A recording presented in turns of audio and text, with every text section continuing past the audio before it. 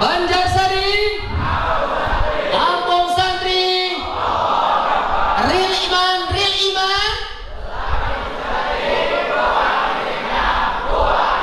Oke, tepuk tangan untuk kita semuanya. Oke, siap. Langsung saja kepada beliau Ustaz Sunari untuk menyampaikan materi. Ustaz.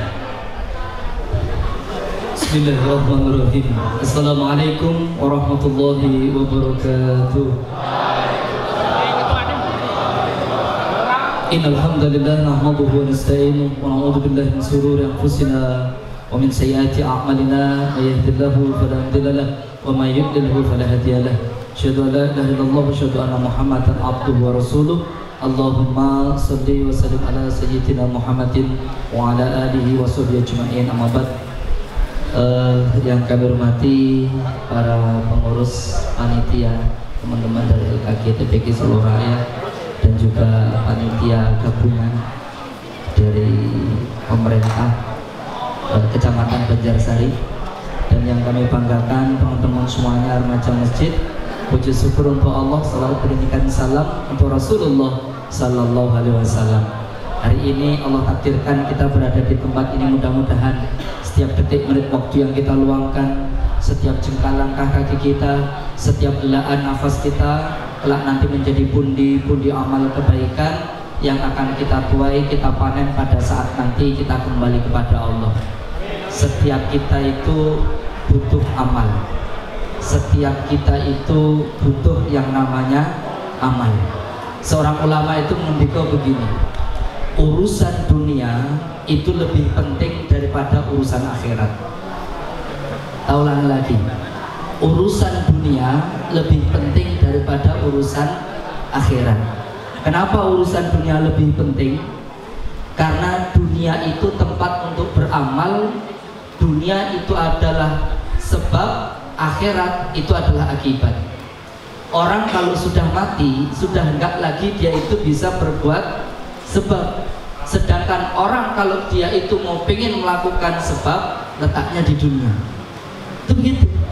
Maka kalau andai kata ia gunakan itu, sebab itu baik, maka insya Allah akhirnya akibatnya akan baik, kan begitu. Jadi, kan? Maka dunia ini tempat untuk kita itu melakukan sebab. Sedangkan akhirat itu akibat, gitu kan?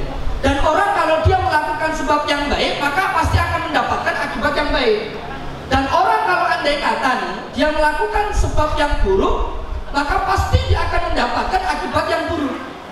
Dan orang, gitu kan, hanya bisa melakukan sebab ketika dia masih berada di dunia. Kalau dia sudah mati, maka nggak mungkin dia bisa melakukan sebab, karena setelah kematian yang ada itu adalah akibat. Akibat hak prerogatif Allah, tapi sedangkan sebab itu hak mutlak milik kita. Maka kita itu hanya dituntut untuk melakukan sebab, sedangkan akibat itu milik Allah. Jadi begitu. Baik. Kemudian teman-teman semua yang dimuliakan oleh Allah, lanjut aja Ustaz, waktu kita cuma 20 menit. Ya. Teman-teman semuanya yang dimuliakan oleh Allah, Rasulullah Sallallahu Alaihi Wasallam itu mendikau begini, Innallaha azza wa jalla yu'ti dunya man yuhibbu wa man la yuhibbu wa la yu'ti dina illa liman ahabba faman a'tahu Allahu din faqad ahabba. Sesungguhnya Allah azza wa jalla memberikan dunia kepada orang yang dicintai dan kepada yang tidak dicintai. Kalau urusan dunia Allah itu akan kasih kepada siapapun. Orang yang taat Allah akan kasih, orang yang tidak taat pun Allah akan kasih. Orang yang dia itu kenal Allah dan orang yang tidak kenal dengan Allah, maka Allah pun akan memberi. Kalau urusan dunia, maka nggak ada kaitannya antara kekayaan itu dengan ketaatan. Antum aktif di masjid belum tentu kaya. Loh iya, kenapa? Nggak ada kaitannya antara kekayaan itu dengan masjid, nggak ada. Kalau toh antum itu taat kepada Allah, kok kemudian Allah cukupi, bisa jadi. Tapi jangan pernah berpikir kalau kemudian awal dewe taat nanti bakalan kaya. Nggak ada kaitannya, nggak ada kaitannya. Loh kenapa? Karena urusan rezeki, urusan ajal, urusan amal, celaka atau bahagia itu adalah takdir ketetapan Allah yang sudah Allah tetapkan. Allah tulis sejak kapan? Sejak ketika kita itu masih berada di kandungan ibu kita di usia 4 bulan. Maka ada orang yang dia itu tidak taat kepada Allah malah kaya. Tapi ada orang yang dia itu taat kepada Allah juga nggak kaya. Tapi juga ada juga orang yang dia taat juga kaya, ya kan? Tidak taat juga miskin, ya ada. Maka persoalannya bukan masalah kaya atau miskin. Kalau kaya atau miskin itu adalah keadaan. Maka Allah itu tidak akan menuntut kita kaitannya dengan keadaan. Yang Allah tuntut itu adalah sikap kita terhadap keadaan. Tambah rumit kalimatnya. Waktu sahabat kadang-kadang rotokan. Loh begini loh teman-teman, kaya miskin, ya kan ya, susah senang itu kan keadaan yang Allah sudah takdirkan. Kan gitu kan? Allah sudah takdirkan. Antum terlahir sebagai seorang laki-laki, di luaran sana ada orang yang terlahir sebagai seorang perempuan. Ada di antara antum ini orang tua Anda itu kaya, tapi ada juga di antara antum ini orang tua Anda itu tidak kaya. Itu keadaan. Keadaan itu milik Allah. Nah, sikap kita terhadap keadaan itulah kelak nanti akan dituntut oleh Allah atas kita. Baik, orang yang kaya, ya kan, akan dituntut oleh Allah kaitannya dengan sikap gimana, yaitu sikap dia ketika Allah kasih kekayaan, bagaimana ia bersikap terhadap kekayaan yang ia titipkan. Kalau toh andai kata orang itu Allah takdirkan itu tidak kaya gitu ya, maka Allah pun juga akan menuntut bagaimana sikap dia ketika dia itu ditakdirkan tidak kaya, gitu kan? Maka sekali lagi yang menjadi persoalan itu bukanlah keadaan, karena keadaan itu hak prerogatif Allah, sedangkan sikap bagaimana terhadap keadaan itulah milik kita, dan Allah nanti akan meminta pertanggungjawaban kepada kita kaitannya dengan sikap atas keadaan itu. Baik. Yang kedua, teman-teman semua yang dimuliakan oleh Allah, kita itu kan di dalam beragama itu kan ada 3 tingkatan, karena memang kita itu akidahnya. Satu, ada namanya Islam. Yang kedua, ada namanya iman. Yang ketiga, ada namanya ihsan. Islam, pokok bahasanya, pokok kajiannya, pokok diskusinya itu adalah fikih. Sedangkan iman, pokok bahasanya, pokok kajiannya, pokok diskusinya itu adalah akidah. Jadi kan? Sedangkan ihsan, pokok bahasanya itu adalah adab. Maka orang itu nggak cukup syariatnya bener, akidahnya lurus, ini adabnya jelek, nggak bisa. Tapi juga nggak bisa orang itu syariatnya bener, akidahnya kok melenceng, ya tertolak, nggak bisa. Gitu kan? Maka harus 3-tiganya, kan gitu kan? Ada orang yang masuk surga gara-gara seekor anjing, ada orang masuk neraka gara-gara seekor kucing. Lalu gitu. Makanya adab itu penting. Adab itu buah daripada ilmu. Kalau akhlak itu buah daripada ibadah. Maka orang kalau mau pengen tahu apakah ilmunya itu tinggi atau rendah, ilmunya itu manfaat atau tidak, ilmunya itu berkah atau tidak, lihat pada adabnya.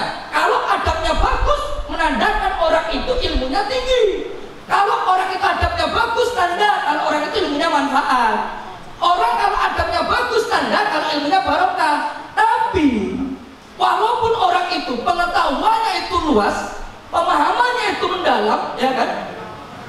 Terus ilmunya itu tinggi sekalipun, kalau adabnya jelek, tanda jangan-jangan ilmunya nggak manfaat, jangan-jangan ilmunya itu nggak barokah, jangan-jangan orang itu nggak punya ilmu. Kalau toh andai kata dia itu punya ilmu, maka orang itu akan diancam oleh Rasulullah, yaitu orang yang pertama-tama akan diseret ke neraka jahanam dengan mukanya. Siapa mereka itu?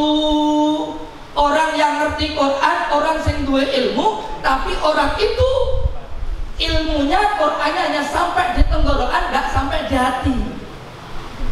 Maka orang punya ilmu hanya sekedar ben aku dadi wong sugih, aku golek ilmu ben orang nyebut saya itu orang yang pinter, biar saya itu ngapal Quran, biar orang mengatakan saya seorang yang hafid Quran. Hati-hati itu, hati-hati itu. Maka sebuah ungkapan menarik dari seorang ulama begini, banyak amalan manusia yang kelihatannya amalan akhirat bernilai dunia, Allah melaknatnya gara-gara salah niatnya. Tapi sebaliknya, banyak orang yang beramal amalan dunia tapi bernilai akhirat gara-gara benar niatnya. Lalu yang tepat yang bagaimana? Orang beramal amalan dunia, orang beramal amalan akhirat, semuanya diniatkan untuk Allah. Itu yang paling benar. Begitu. Sekali lagi, adab itu buah daripada ilmu, sedangkan akhlak itu buah daripada ibadah. Maka orang kalau ibadahnya bagus, insya Allah tuh akhlaknya bagus.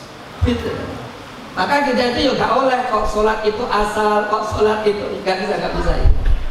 Baik, tidak mungkin. Atasnya dulu Zat. Ya, baik. Atas lagi Zat. Dikit. Ya. Ada 3 hal ini yang tidak bisa dipasahkan kita itu dalam Islam. Kalau tadi itu kan tingkatan kita di dalam beragama kita. Kalau dalam Islam ada 3 hal yang tidak boleh itu dipisahkan. Satu ada namanya iman, yang kedua itu ilmu, yang ketiga itu amal. Antum nggak bisa lepas dari 3 hal ini. Antum kan remaja masjid nih, nggak akan bisa lepas daripada ini. Iman, ilmu, amal. Ya toh? Tadi iman kita sudah bahas tuh. Iman itu keyakinan hati tentang satu-satunya yaitu adanya Allah. Katanya dengan Allah, ya kan? Nah, keyakinan yang tidak akan berkualitas, gitu. Keyakinan tidak akan berkualitas jika tidak disertai dengan ilmu. Gak mungkin orang itu imannya tinggi kalau tidak dilandasi dengan ilmu. Gak mungkin, gak mungkin. Nah, ilmu juga tidak akan bernilai apa-apa kalau tanpa amal.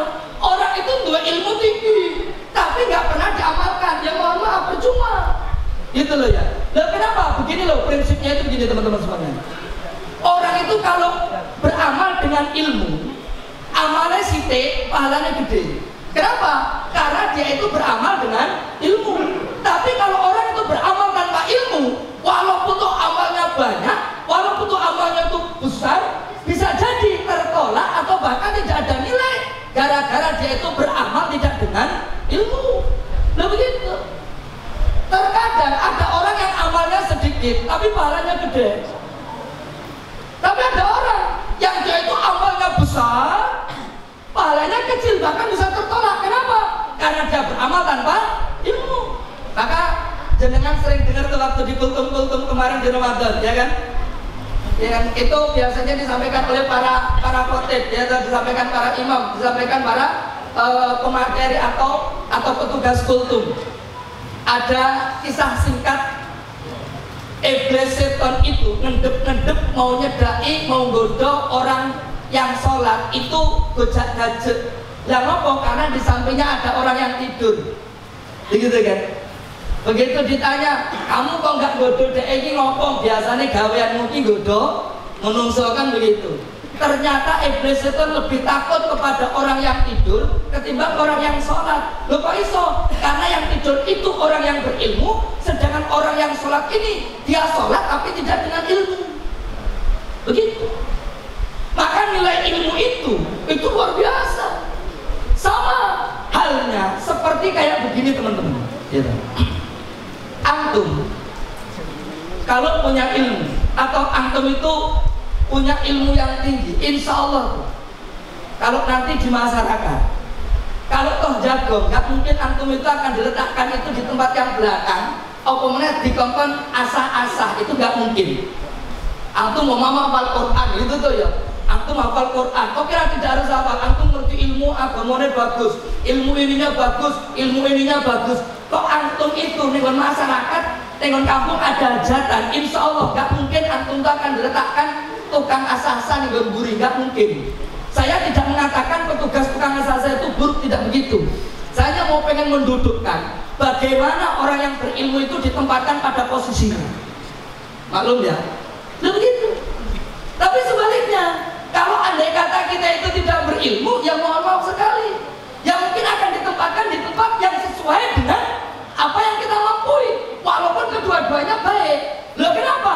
Orang berilmu tidak akan pernah mengatakan, ya toh, saya ini lebih daripada dia, ataupun merendahkan dia, apalagi menolak kebenaran, nggak mungkin. Kenapa?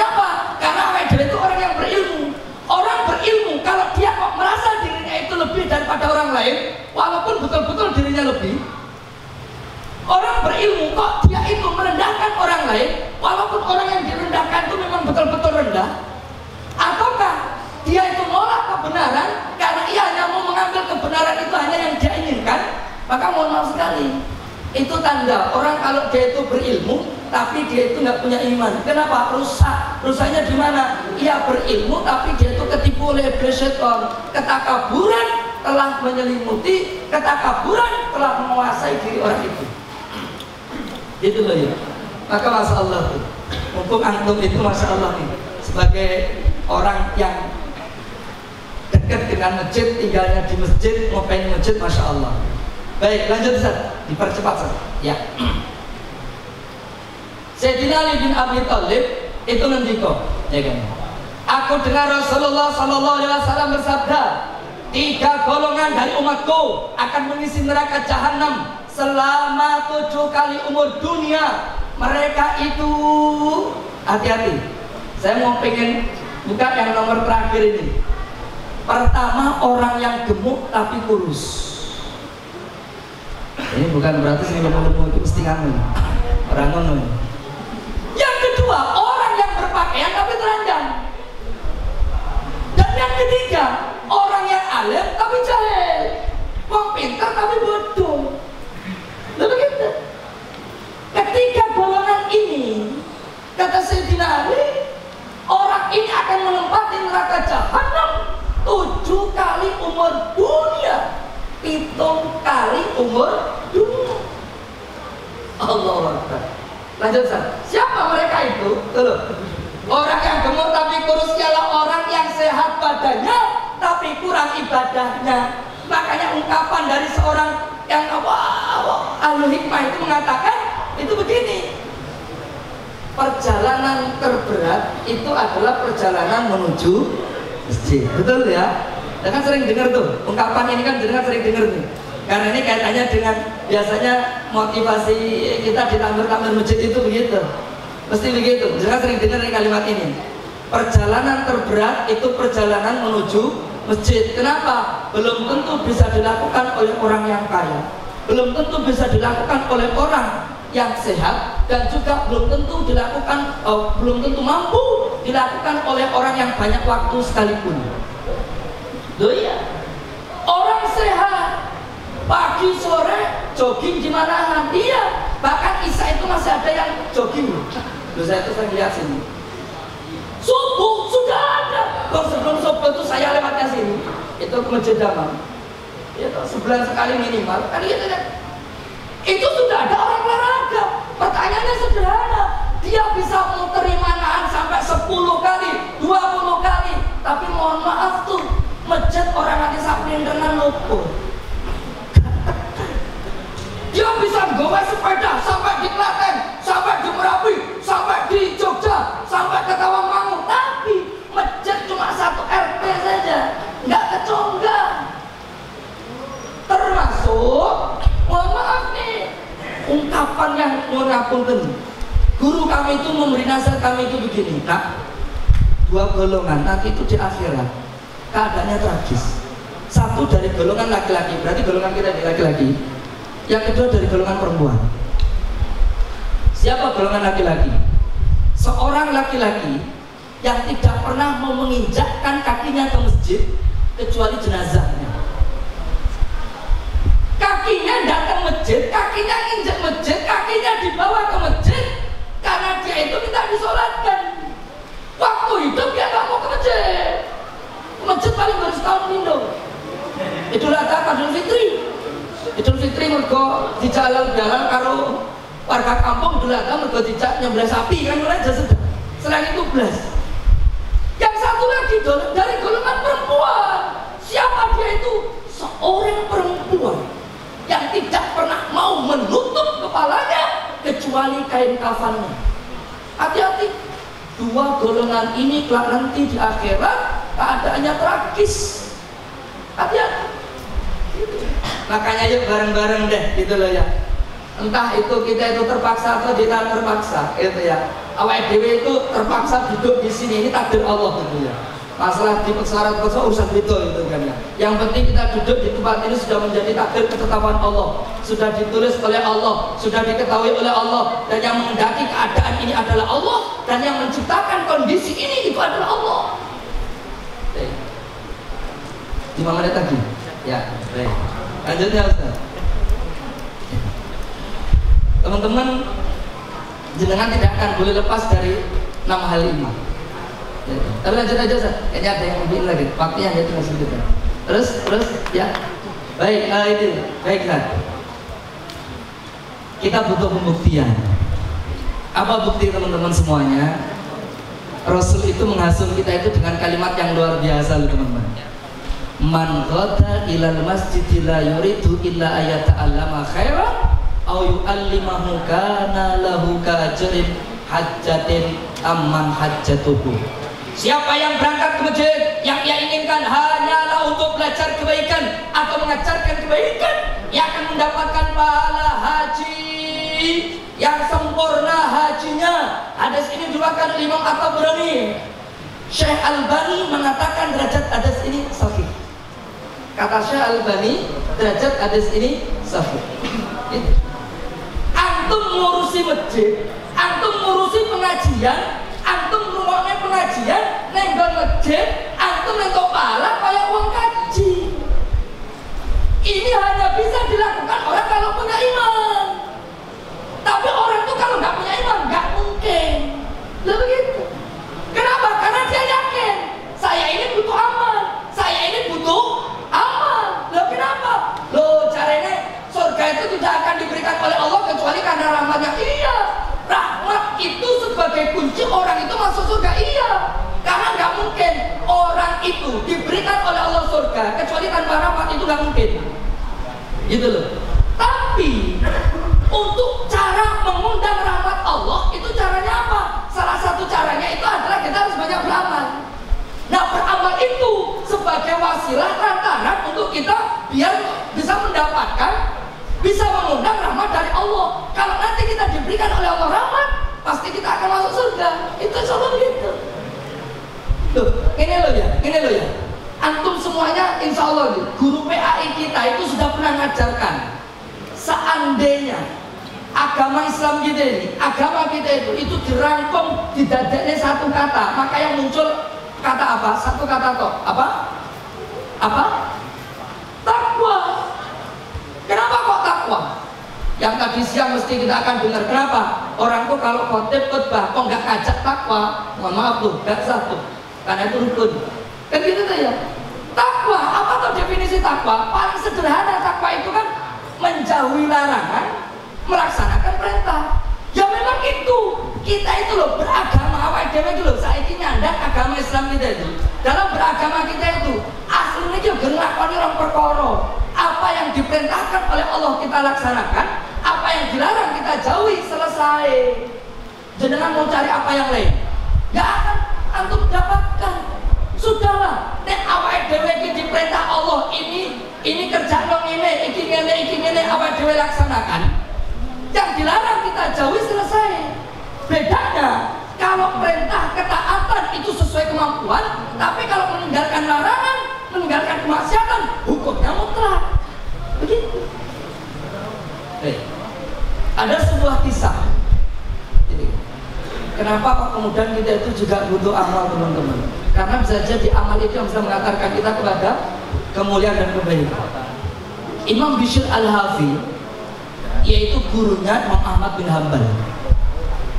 Dulu dia itu preman, penjahat, gaweannya mendem, judi, wis pokoknya wis mono kalah, itu kan.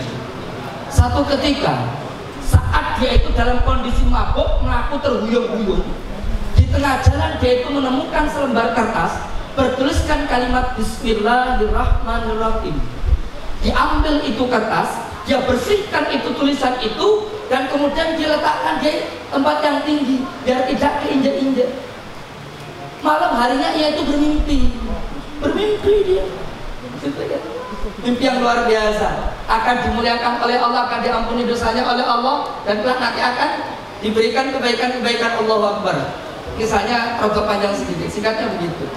Setelah itu bangunnya, paginya ia terbangun dalam kondisi sudah tidak lagi memiliki hasrat sedikit pun untuk berbuat maksiat. Sampai-sampai kemudian Allah muliakan Imam Bishr Al-Hafi ini, yaitu apa? Nengdi iku nek mlaku-mlaku di kota Baghdad, karena dia tinggalnya itu di Baghdad di Irak, itu nyeker, gak pernah nganggo sendal. Tapi selama Imam Bishr itu masih hidup, keledai yang saat itu menjadi binatang tunggangan harian masyarakat Baghdad di Irak itu, ora ono sing mohon maaf nih buang air besar BAB ning dalan. Seolah-olah Allah itu menyuruh keledai, kamu kalau berak jangan di jalan, karena jalan ini nanti jangan-jangan akan dilewati oleh Imam Bishr Al-Hafi. Jadi keledai itu buang kotorannya itu kalau sudah minggir, waktunya ada istirahat, atau ketika dia berada di kandang. Ketika sedang di jalan, ia tidak pernah mengeluarkan itu kotorannya. Semuanya keledai di kota Baghdad waktu itu.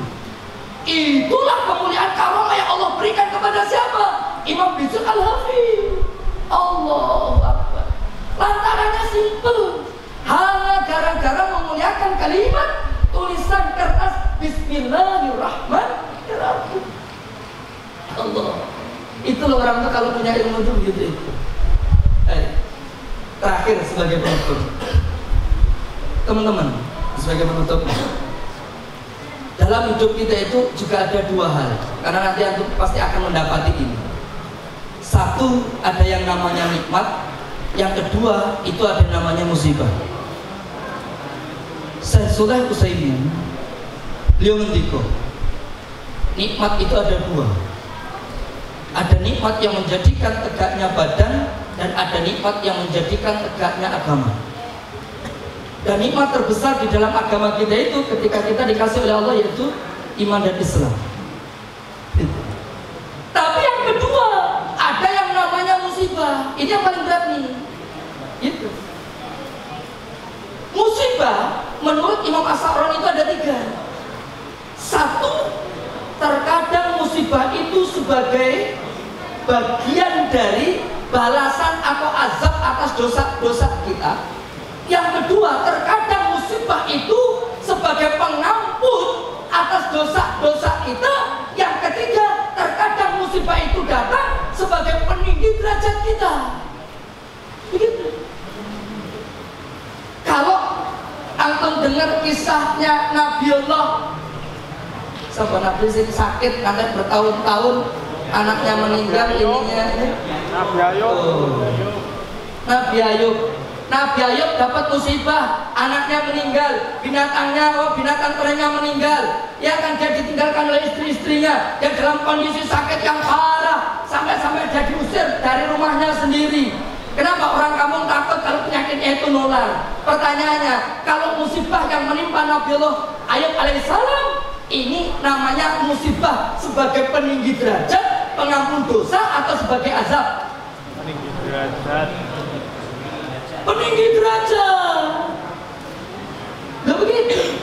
Nah terus yang beda nih, orang ini apakah musibah itu datang sebagai pengampun dosa ataukah dia datang sebagai azab?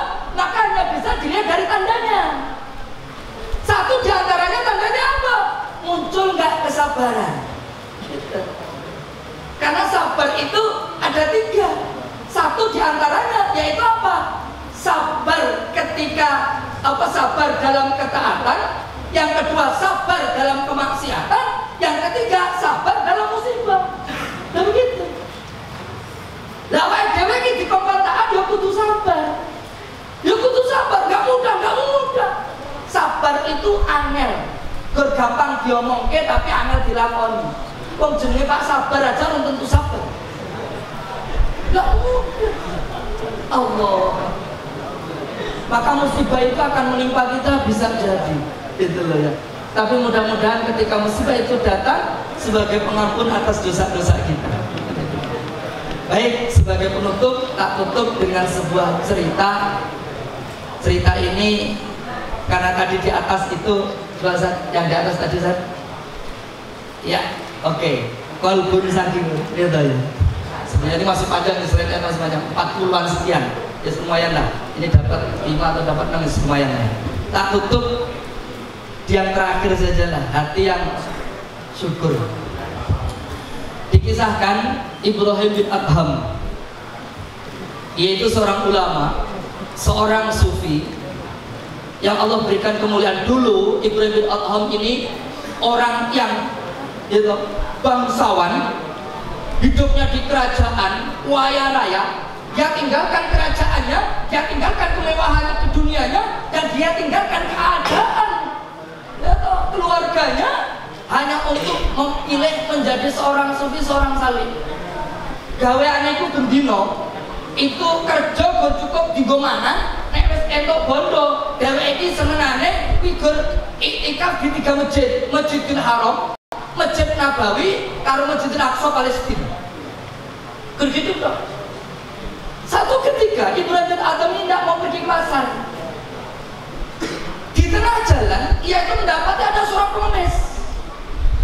Matanya buta, tangannya buntung, kakinya buntung, dia penyakit kulit. Ibrahim bin Adham sebagaimana kayak orang lain, mendapati orang pengemis kayak begini, ono sing simpati, ono sing empati. Termasuk Ibrahim bin Adham. Ia ambil itu makanan dan ia suapkan itu di mulutnya. Kenapa? Kalau diletakkan ia nggak punya tangan untuk ngambil. Kalau diletakkan jauh dia juga nggak bisa lihat.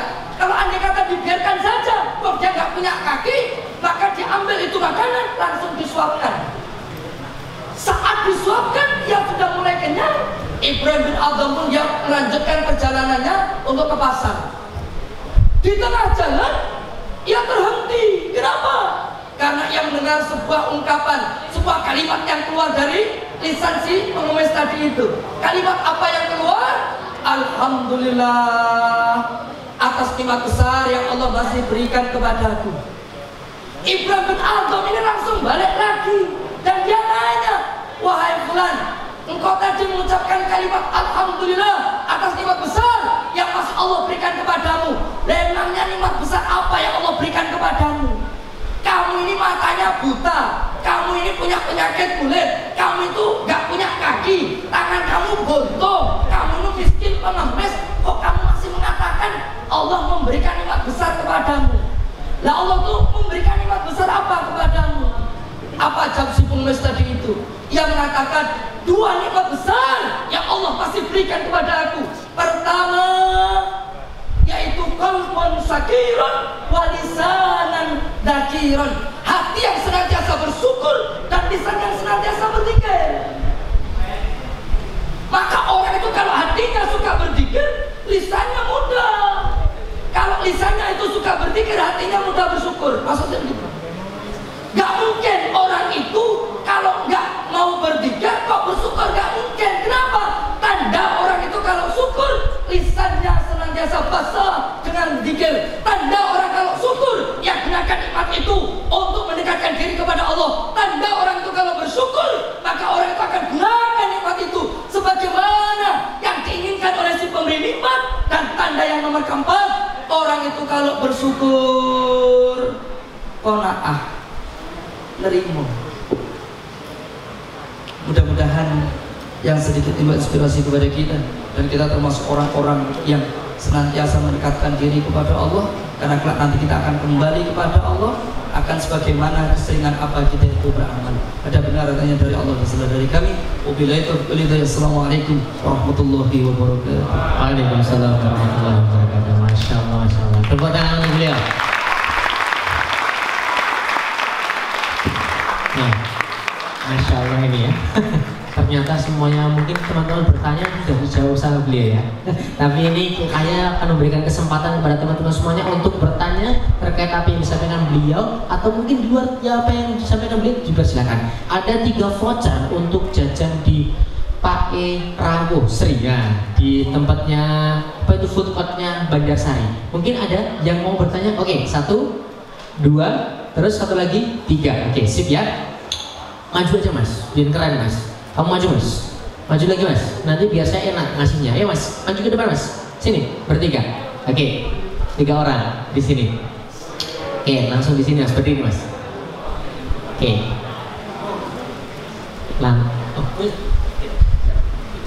Oke, sip. Tuh. Karena masuk. Oke, siap. Oke. Pertanyaan dari namanya siapa, dari mana, kelompoknya apa? Oke, siap. Enggak, Mas. Bismillah, perkenalkan saya Habib dari kelompok Sunan Kalijogo. Sebelumnya untuk materi dari Ustaz Sunario, alhamdulillah saya Ustaz Sunari, bukan Ustaz Sunario. Ustaz Sunari. Oh Sunari. Siapa Ustaz Sunari? Ini apa? Siapa ya? Alhamdulillah banyak sekali poin-poin yang tadi bisa diambil. Yang saya ingin tanyakan ini tadi terkait adab itu tadi kan buah dari ilmu, kemudian akhlak buah dari ibadah. Nah, untuk adab dan akhlak sendiri itu perbedaannya apa kita? Kemudian apakah nanti berkenan materinya di share di grup Mas? Oke, insya Allah nanti. Oke, terima kasih. Oke, terima kasih Mas Sunan Kalijogo. Oh, Mas Habib, Mas Habib. Oke. Mas Habib, oke, siap. Langsung pertanyaan juga kita, biar nanti efektif. Oke, masih berdua. Yang kedua. Baik, terima kasih atas waktunya. Perkenalkan, nama saya Muhammad Abian Ambardi, biasa dipanggil Abi. Saya dari kelompok 4 Aviseha.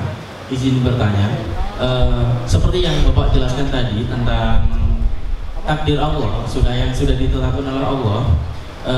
Yang ingin saya pertanyakan, bagaimana cara kita menerima takdir Allah? Seperti yang Bapak jelaskan tadi tentang kita menyikapi suatu titipan Allah. Saya memberi perumpamaan ya Pak ya. Misalnya kita sedang di posisi mohon maaf kurang mampu, sedangkan kita pasti ingin memiliki apa yang kita tidak punya. Sedangkan kita itu sudah di saat kita kurang mampu, kita sudah bersyukur, tapi mengapa masalah itu terus-menerus datang? Apakah rasa syukur kita yang kurang banyak atau bagaimana? Mungkin itu saja. Terima kasih atas waktunya. Oke, siap. Satu lagi, langsung. Yes, nama. Kenalin, saya Haidar dari kelompok 19, kelompok Ngakak Kia. Ya, Ngakak Kia. Saya ingin tanya terkait tentang lingkungan yang kondusif untuk iman kita.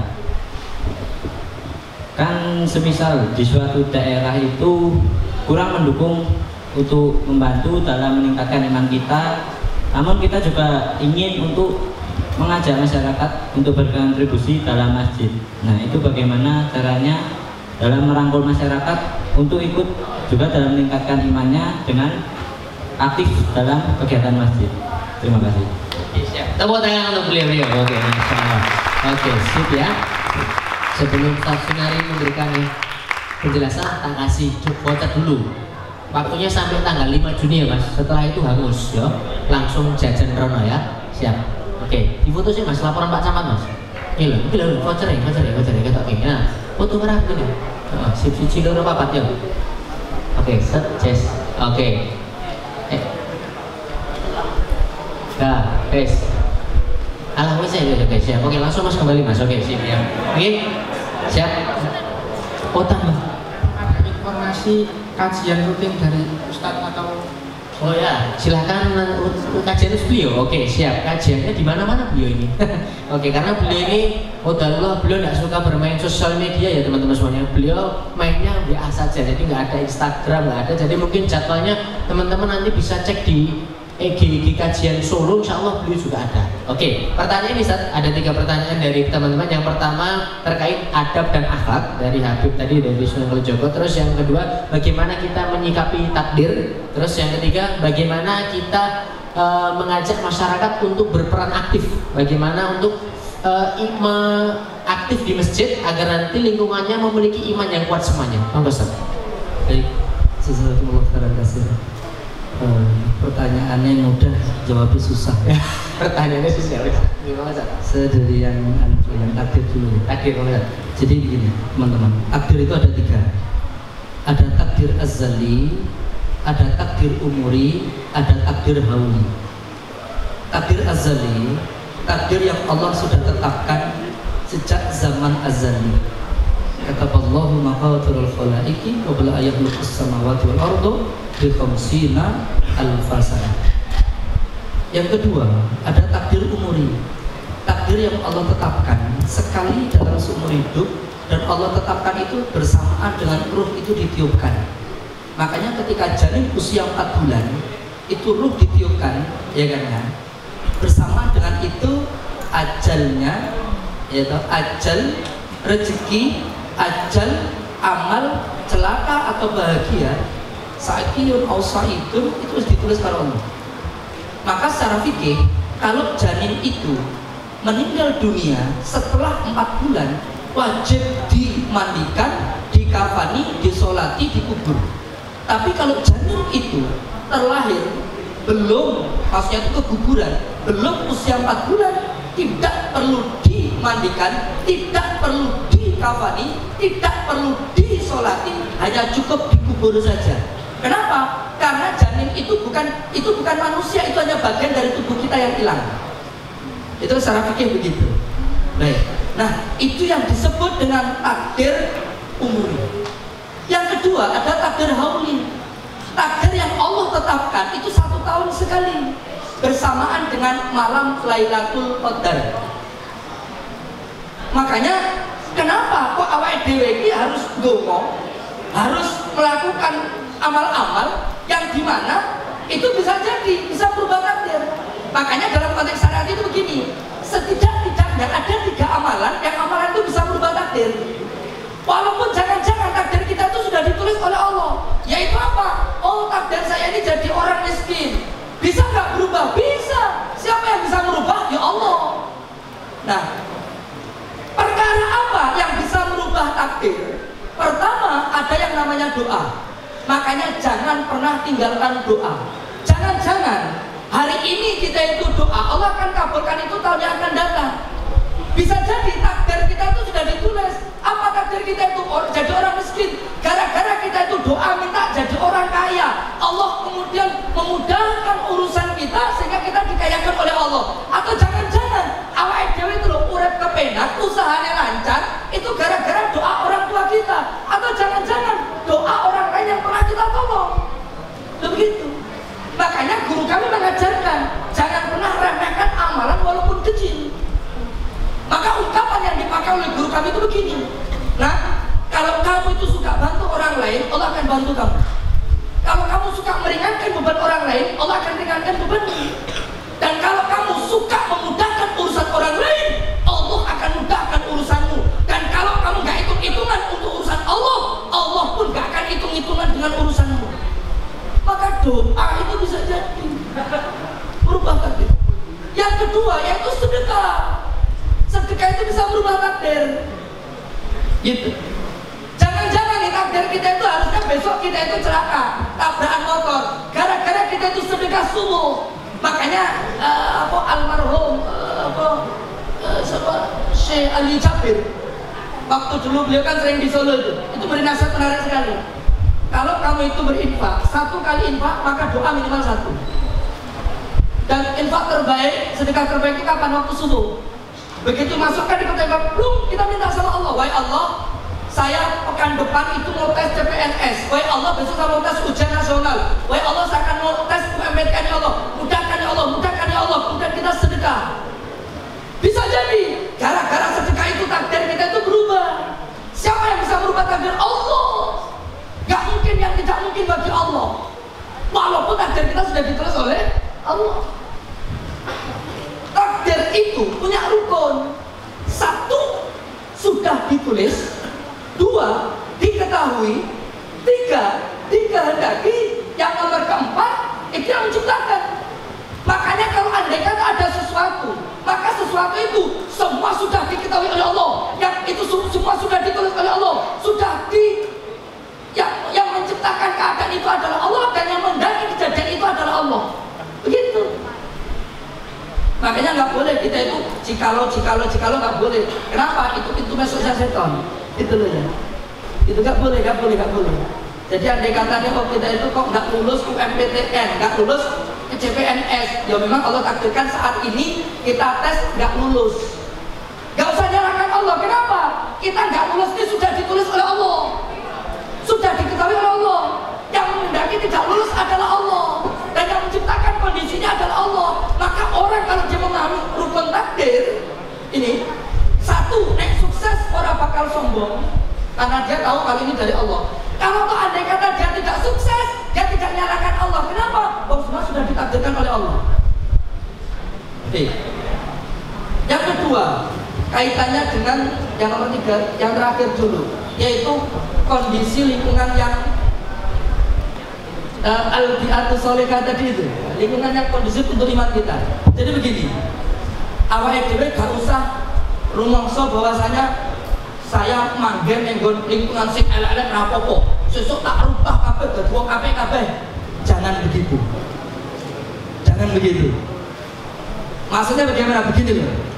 Kalau andai kata kita itu berada di lingkungan yang lingkungan kita itu belum kondusif, nggak apa-apa. Maka jadilah awake dhewe itu orang yang menjadi pelopor untuk perubahan lingkungan kita. Kalau Syekh Hasan Al-Banna, beliau itu memberi nasihat menarik sekali. Tapi kalau nanti saya salah untuk direvisi ya kalimatnya, sumbernya dari ini. Itu begini. Ya kan? Kalau andai kata ada 1000 orang yang melakukan kebaikan, pastikan kamu adalah satu di antara 1000 itu. Kalau andai kata ada 100 orang, maka pastikan kamu adalah satu di antara 100 orang itu. Kalau seandainya ada 10 orang yang berbuat kebaikan, maka pastikan itu adalah satu di antara 10 itu. Dan seandainya hanya ada 1 orang yang berbuat kebaikan, maka pastikan itu adalah kamu. Begitu. Jadi orang baik itu harus, tapi menjadi penyebab kebaikan itu lebih bagus. Begitu. Awak dhewe itu jadi orang apik, iya, tapi luwih apik meneh awak dhewe itu menjadi penyebab kebaikan. Karena menjadi penyebab kebaikan itu mutaati. Amalannya akan terus ngalir walaupun kita sudah tidak lagi mampu beramal. Jadi gitu. Allah Akbar. Sudah. Pokoknya yuk, nek andai kata kok Allah takdirkan kita itu berada di lingkungan yang kurang kondusif, kurang baik, boleh kita hijrah, cari tempat yang kondusif, tapi jangan memusuhi, jangan menyalahi, jangan memusuhi orang-orang yang masih belum baik. Jangan pernah menjadi hakim. Kenapa? Karena kita itu tidak punya hak untuk menghakimi. Gitu. Jangan pernah menghakimi orang lain. Kita itu dituntut untuk menjadi dai, bukan menjadi hakim. Kalau dai itu tugasnya ngajak, kalau hakim itu tugasnya memonis. Begitu. Dai itu ngajak. Tugas kita hanya ngajak. Nek orang gelem kok diajak, jangan pernah awake dhewe mencela. Kenapa? Karena nek awake dhewe itu ngejak wong kok wong sing dijak ora gelem apik, awake dhewe marah, berarti awake dhewe iki wong sing ora paham karo iman. Lah apa? Loh, hidayah itu hak prerogatif Allah. Tugasnya dhewe itu hanyalah ngajak. Kita itu tidak dituntut atas orang lain, tapi kita itu dituntut karena orang lain. Tambah muat kalimatnya. Gitu.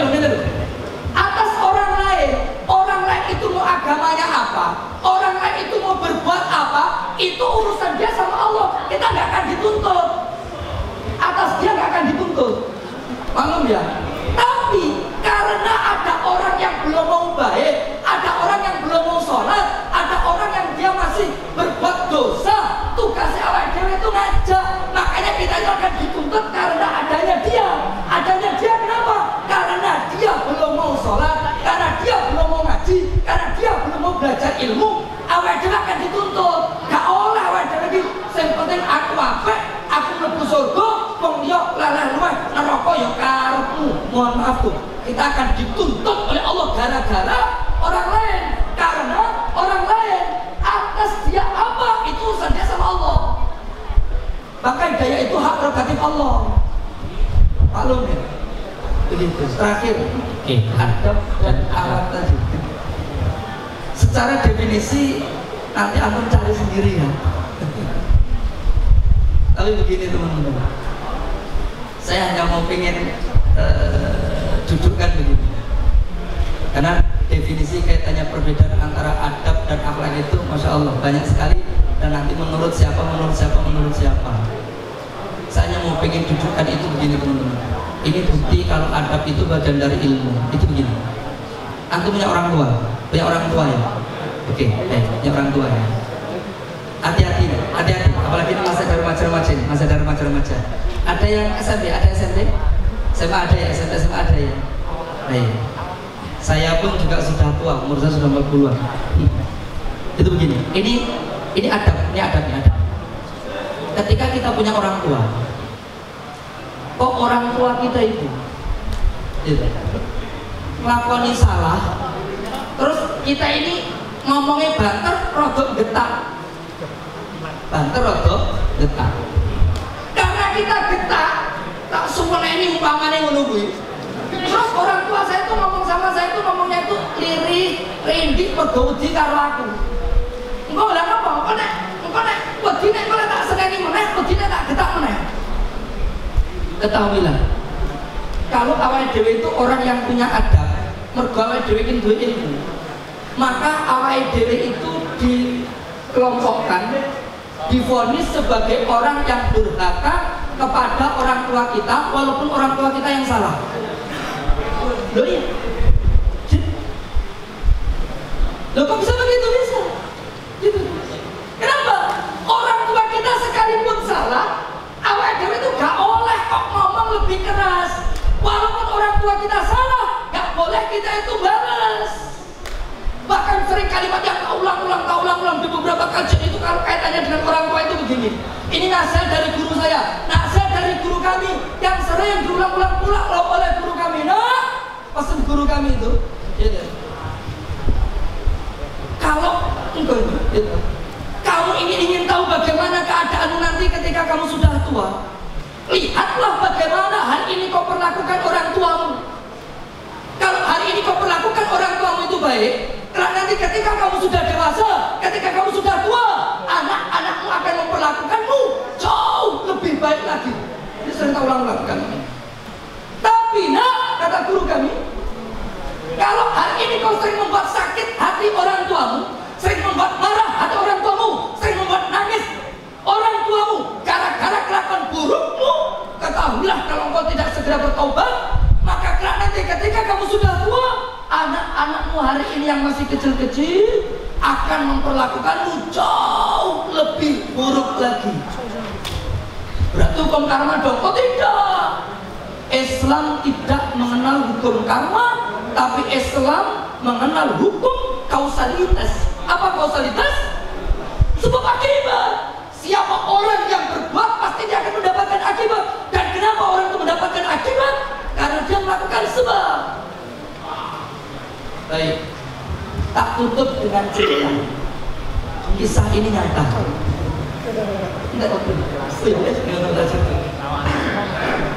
Ada benar dari Allah, ada salah dari kami. Assalamualaikum warahmatullahi wabarakatuh. Waalaikumsalam warahmatullahi wabarakatuh. Tepuk tangan untuk beliau, masya Allah.